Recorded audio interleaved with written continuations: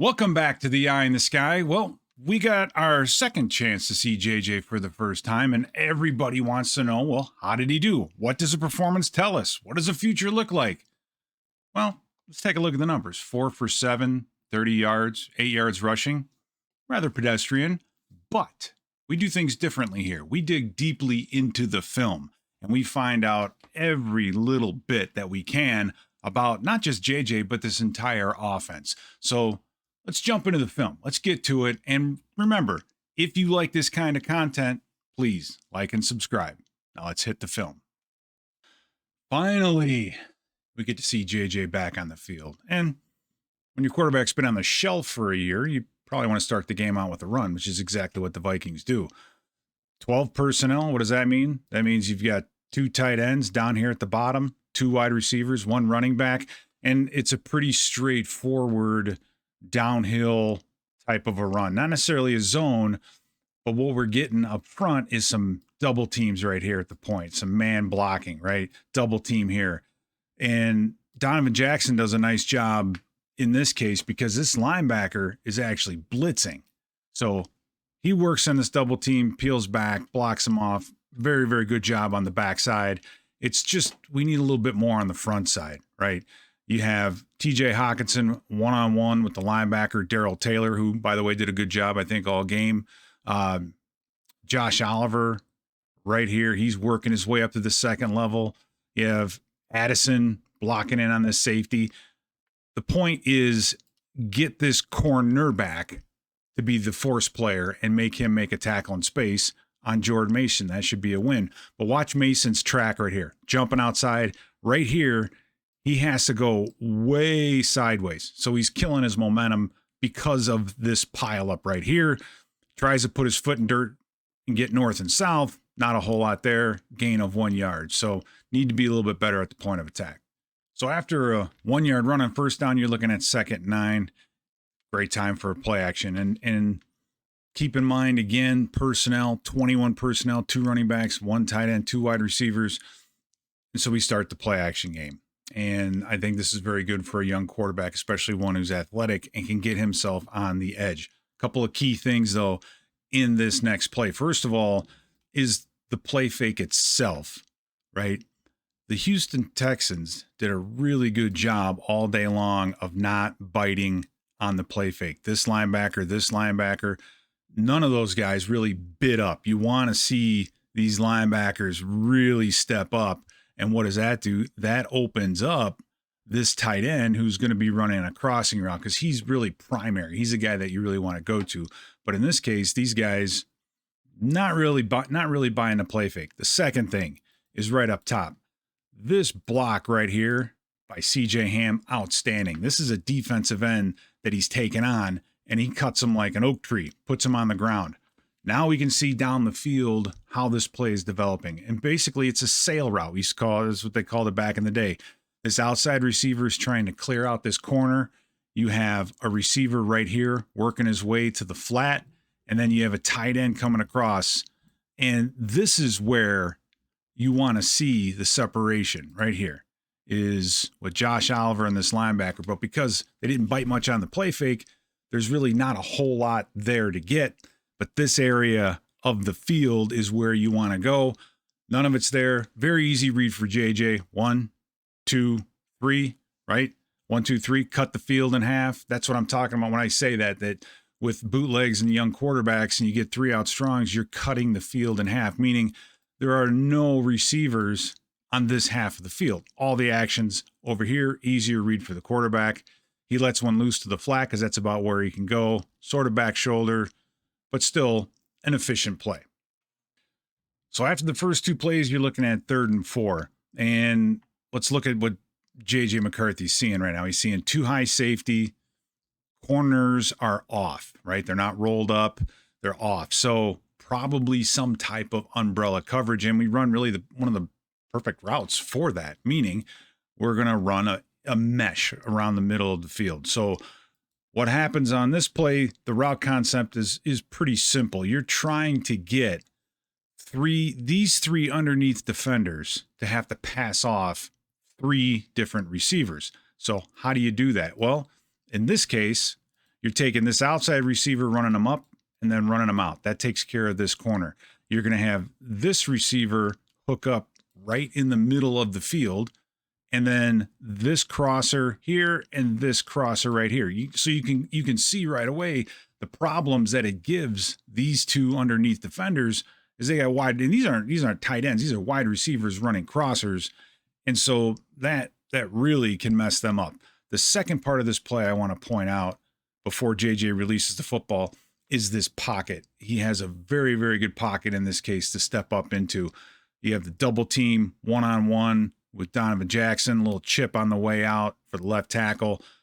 Beautiful. And JJ gets to the top of his drop and he sits, but that pocket stays intact as these longer developing routes are going.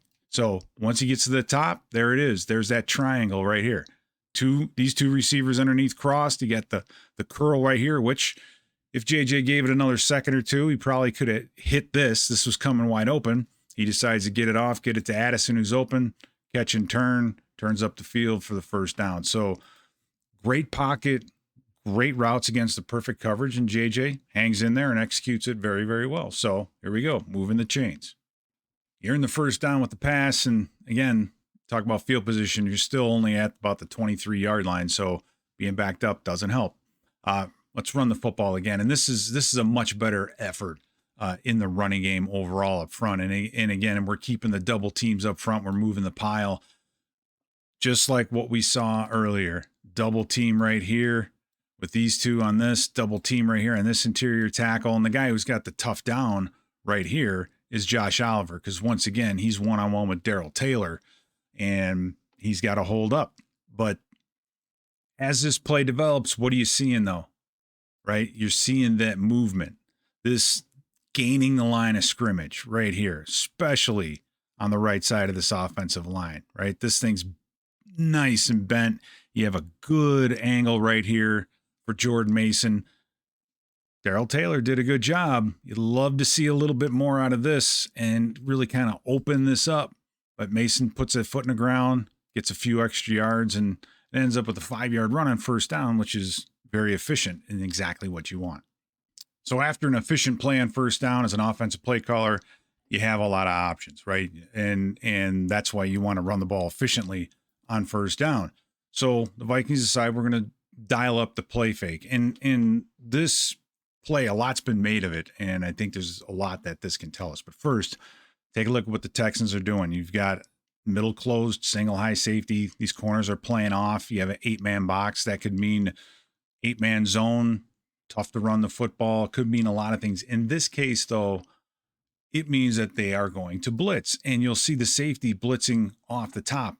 That changes some things up front, and the front does a very good job picking this up. First of all, this defensive end is going to come down, and he's going to try to get inside this tackle to shorten the edge for the blitzer on the outside. Everybody else down here is just really going to be looping.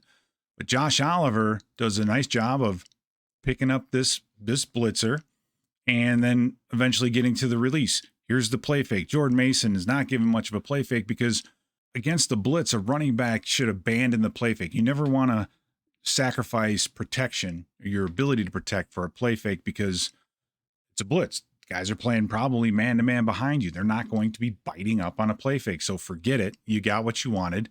Get out there and make a block. Now, as McCarthy gets to the top of his drop, we're going to talk about what's going to happen over here with Addison here in a second. But up front, very, very good pocket. Okay.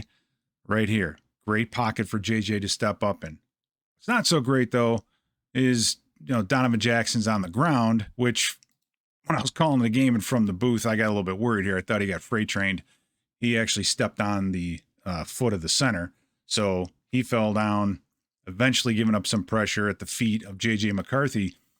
But what's important right here is what's going on up top. And that's this move that Jordan Addison is trying to make on the corner.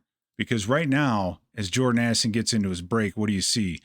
You see the corner is an outside shade, and Jordan Addison wants to attack the sideline. So what does he have to do? He has to sell this fake inside to get this corner to squeeze. Then he's going to plant his foot and work his way to the sideline. So he's trying to beat this corner when the corner is really in a position of advantage because he's outside shade.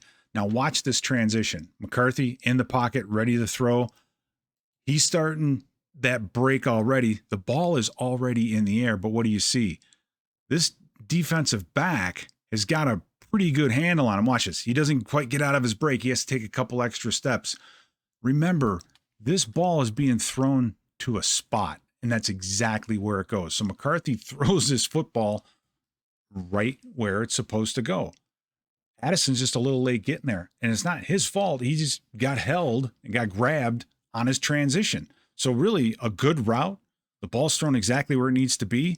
Yeah, Addison has to leave his feet to get there, but now you understand why. That the football's already in the air before Addison's even making this break. He gets there a little bit late, has to leave his feet for it. So this is a really good down. And another thing too, JJ's back here, about the 22, 23 yard line. This is about a 25-yard throw. And that's what I want to see out of JJ is just, we're an explosive offense. Get the ball down the field. So this is a good 25 to 30-yard throw on the dime right here where it needs to go. So for me, that's very promising. All right, there it is. Fresh set of downs, finally crossing midfield. Don't forget where this drive started. Way backed up because of a penalty. This is how it catches up to you. But we finally get past midfield. Fresh set of downs. Let's run the football again. And this is probably my favorite run of the day for Jordan Mason because it shows what his potential is. And we're sticking with the downhill run here. Again, trying to get these double teams up front, right? Tackle turns out, double team here, try to get some movement. Love that. You have the fullback leading up inside. Look at that. By this point, by the time Mason almost gets back to the original line of scrimmage, I like this. I think this bodes well. This movement right here, you see that? That's our offensive line really winning the line of scrimmage, right? So the linebackers and the guys in the second level are stepping up, but something goes wrong here for the Texans. And the beauty of it is this, is Mason's able to see it and do something about it. They have a stunt going on up front, meaning they're trying to do a bit of a run stunt. You see this defensive end up top. He's stepping up, and then he's going to loop underneath, right? Well, when he loops underneath, this linebacker needs to stay outside, right? This B gap is being taken by the defensive end. The linebacker should stay outside. Does he do that? No. Look what happens. That defensive end's trying to get his way underneath, and that linebacker is just running right up. These two guys are stacked right on top of one another. That's not good. But the vision of Mason, he's not even at the mesh point, takes the handoff. He stops right there and just has the vision to know there's no defenders on the outside, right? Just jump cut, boom. But look at that north and south. So by the time that linebacker realizes his mistake and get back on him, he's already 4 or 5 yards down the field, keeps those legs churning, and almost gets the first down. So after a 9-yard run on first down, 2nd and 1, another opportunity to get creative, run a play action, get these with this personnel group and this formation, get this Texans defense thinking, run again, and then work the play action off them. Now, I told you earlier how well the Texans played and did on this play action and how they didn't bite. This is a really an example for McCarthy in that there was absolutely nowhere to go with this football. So, ball snap, you get the play fake. Look at these guys on the second level, right? You have the play fake on the outside, but all of these linebackers, especially this guy right here, they're not moving, they're not biting. Again, you want these guys to be stepping up, to be running to try to get to this zone because you're going to be running a route somewhere right here behind them. And right here, this is pretty simple how this thing's developing. You have a clear route right here to take out this corner. And what you're eventually going to get is another receiver all the way across the field. And this really should work. Why? Because you have a wide receiver and this is a linebacker. But this linebacker, look at him. He's already turned and running. He didn't have to cover any other ground. He didn't get faked out at all. And then to that point, even this defender here, this safety or linebacker, is sitting out here in the flat. So none of these Texan defenders on this level, these four right here, watch them. This ball snapped. They're really not getting downhill. They're staying square. By now, 35's already turned in looking for this wide receiver, when in reality, you want him to bite up, so he's already past him. This guy here, already looking for CJ Ham in the flat. My point, there was nowhere to go. JJ, in this case, you may just want to throw it away because this ended up losing 3 yards, but more of a great play by the Texans defense than anything else. So that sets up the 3rd and 4. And I think this is the play I would really have loved to have seen JJ make. I know he talked about it in the media, said he kind of hurried up his read. So let's take a look at what's going on here. But you're getting a single high kind of a safety look out of the Texans, but they end up doing a nice job disguising. What this ends up being is a form of a cloud, okay? Which means you have the old box up here where you have 4 defenders right here for 3 receivers, and then here's the cover 2 triangle down here. This corner's rerouting, trying to force this guy outside, safety working over the top, and then you have the late curl defender over here. So they end up getting a cloud. So nothing too crazy, but a good disguise. And we have actually a good route for it up on top when you have a double post kind of developing here. So McCarthy's at the top of his drop. I have to point out again, guys, very, very good pocket. Right here, he's not hurried. He has time. He can see things clearly down the field. And what is he seeing? He's seeing this receiver working across the middle of the field, pulling this safety with him. Now, we talked earlier about Addison working from, a point of weakness, but here it is again. There's that cornerback outside shade, but this time the receiver isn't breaking to the sideline. He's breaking toward the middle of the field, right? He's working his way, and this is that alley that JJ's trying to hit. Now, nice job by this linebacker sitting in the alley. From what JJ was saying, he read this thing a little bit too quickly and didn't quite get the ball delivered, but there's an alley right here. That ball should have been hit right between the numbers, right on the crossing route, delivered just a little high.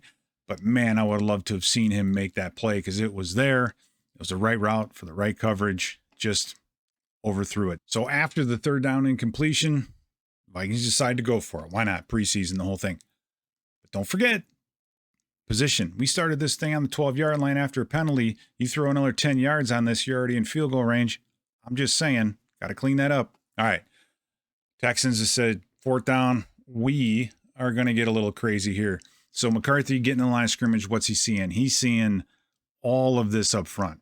Probably not a 0 blitz, but it's going to be a blitz. You got 2 linebackers mugging up, a nickel. This corner squatted on the outside. This guy's rolled up. This guy's a little high because his receiver's off the ball. Probably going to get some kind of blitz. And it's really due to the Texans' lack of execution on this thing that causes this to come open. And I'll show you exactly what happens because we used to run this blitz. Actually, we used to run this type of blitz with my high school players.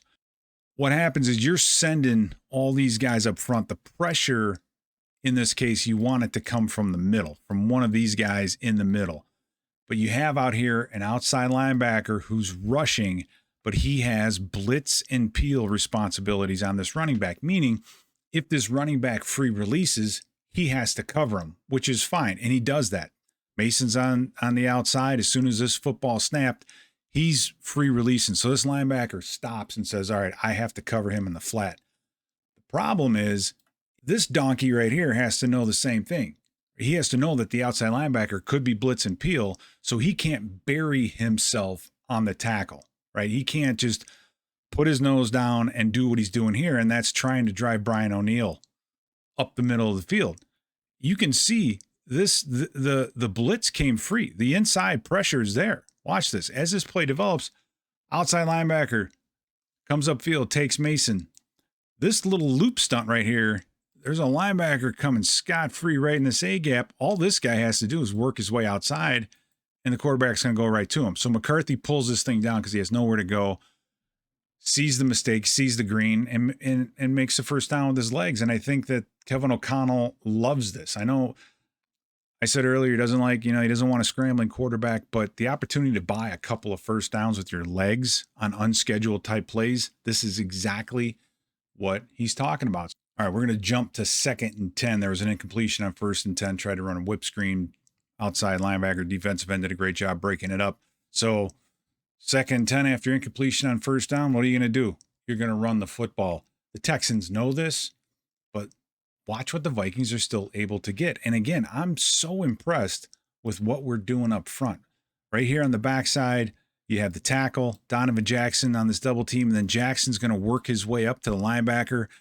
Great double team right here at the point, establishing this line of scrimmage. You won't see a white jersey get past the 35-yard line as this thing develops. Look at this. They're still holding them. And now we're starting to see this movement right here. They're getting the big fella, pushing him into the linebacker's lap so this linebacker can't get downhill. It's just very, very well set up. And when you give Mason the ball and at the mesh point, he's able to keep his shoulders square and get north and south. He's able to find a little crease right there. You have an arm tackle. That's not going to bring him down. After contact, 3-4 yards until they finally stop him. That's a 5 yards on a run when the defense knows you're going to run the football. That's pretty impressive. So I was impressed by this offensive line the entire first drive. So the final 3rd down of the series. One thing I noticed, we're in field goal range. And because we're in field goal range, Kevin O'Connell decides, you know what? We're going to try to light up the scoreboard. We're going to try to dagger these Texans. And the concept he's trying to use, you'll see up on top, and how really McCarthy had no way of getting that football out there. What the Vikings are trying to do is run a double post with a wheel route. Okay. So basically you're trying to get this receiver to run up here and run a post, this outside receiver to run a post right behind him. Addison is going to fake the out, make it look like they're trying to get to this marker, but then wheel that thing and then hit him wide open, hopefully somewhere at the top of your screen. So it's a double move. It's trying to get JJ a touchdown on his first drive on a big throw, but this defender in the flat does a really good job being physical with Madison. You can see this double post developing up top and how it's pulling both of these defenders over this way. They're trying to empty that and open this lane up top, but Addison just can't get enough juice to get up there. Now, to go back, great job up front with the protection. Okay. You'll see, and this is a great snap for Donovan Jackson at the guard position, because you're going to get a little twist stunt with these guys up front. This defensive lineman is going to come up. This guy will step up and then loop his way underneath. And Jackson and the tackle do a great job of passing this thing off, right? He comes underneath, boom, gets a little edgy at the end. So there's some leakage, but by this point, this route is dead. There's nothing going on. You see Addison still hasn't even turned the corner. So McCarthy, keeping the play alive, works his way outside, and his outlet is going to be the running back right here on a little late in. Now, I'm sure that Mason would have loved to have had that play again, another chance to catch that football, but it's delivered a little bit high. It's delivered incomplete. And now you got to trot out the field goal unit, but at least you get points on your opening drive. So overall, I'm very encouraged with JJ. And I think mainly that 2nd and 5 play on the Addison, where he's trying to run, fake the post and then work himself to the sideline. That ball's thrown to a spot. Yes, Addison had to jump for that football, but it still was already in the air before he was out of his break. That ball went right exactly where it needed to go, about 25 yards. That's what I need to see out of McCarthy going forward, are some of these down the field routes. We are an explosive passing game, meaning we're throwing this football 15 to 25 to 30 or more yards down the field. Those are the routes that we run. McCarthy was on the move and still able to throw that football. The one thing that wasn't perfect was the 3rd down where he had the double in. It was there, delivered a little bit high.